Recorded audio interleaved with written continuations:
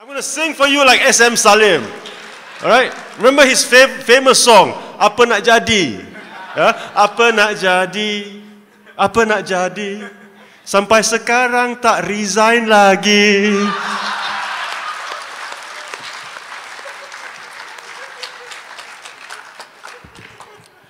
Okay, this section 124B, the penal code, right?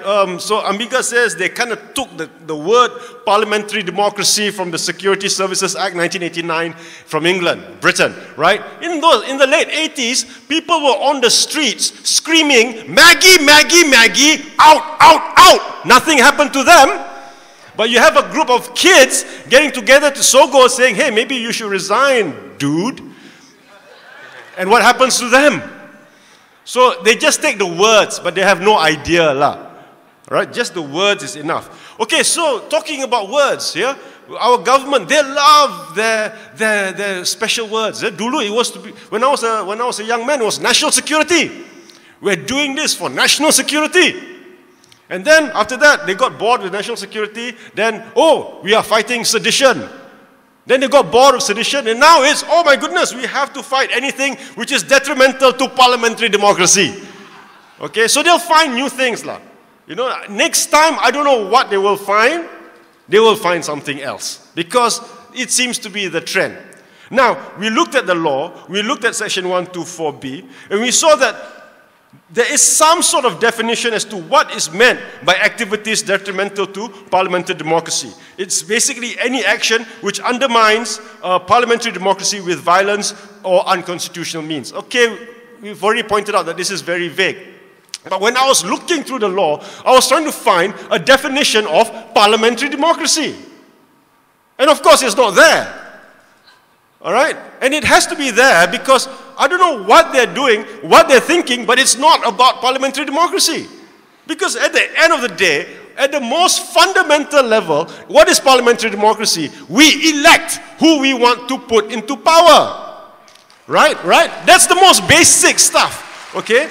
And then, if you expose wrongdoings, if you are exposing poor governance, if you are exposing corruption, we need this in order for us to vote in an informed manner. That is parliamentary democracy. Bangang, tak faham-faham juga kah? All this stuff, it is about parliamentary democracy. It's not anti-parliamentary democracy, it is for parliamentary democracy. Okay, I'll be very short. You must be exhausted. No, okay, got a bit more. In Penang, we have a saying, Cakap tak serupa bikin. Betul? Alright, we are, there are two Penang boys here at least. Okay, cakap tak serupa bikin. So we don't want a government yang cakap tak serupa bikin. Correct or not? So simple, so basic. I don't know, am I being anti-democracy here? I don't know. Alright, so we don't want a government yang cakap tak serupa bikin. Okay, so let's go back in a bit in history. Let me tell you, these are the things which this government said.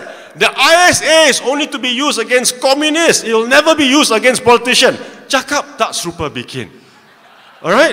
Okay? The Sedition Act is only to make sure that national unity. We're here to protect national unity. That's all. That's all we care about. Cakap tak serupa bikin. Alright?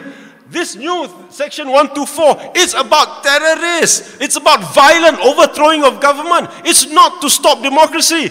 Cakap tak serupa bikin. So when we have all this, and I'm not making this up. This is all true.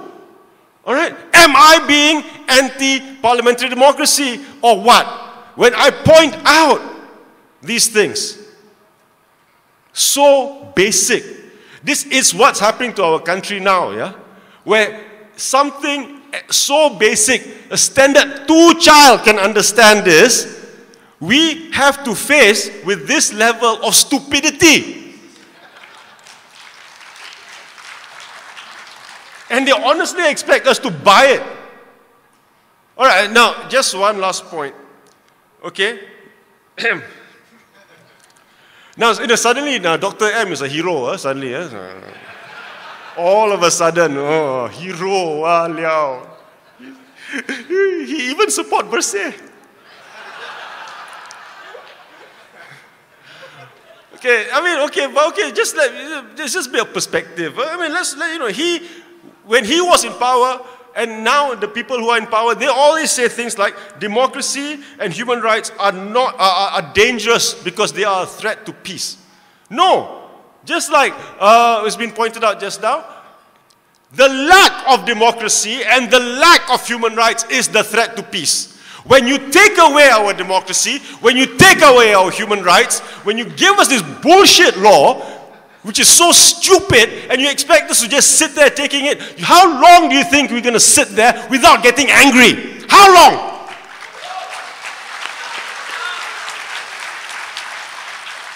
Just how much do you expect us to take before we get really angry? So, if you want peace and prosperity, and if you want the ringgit to go up again, give us our democracy, give us our human right, and if we think you're not good enough, we kick you out, leave quietly, goodbye, thank you very much.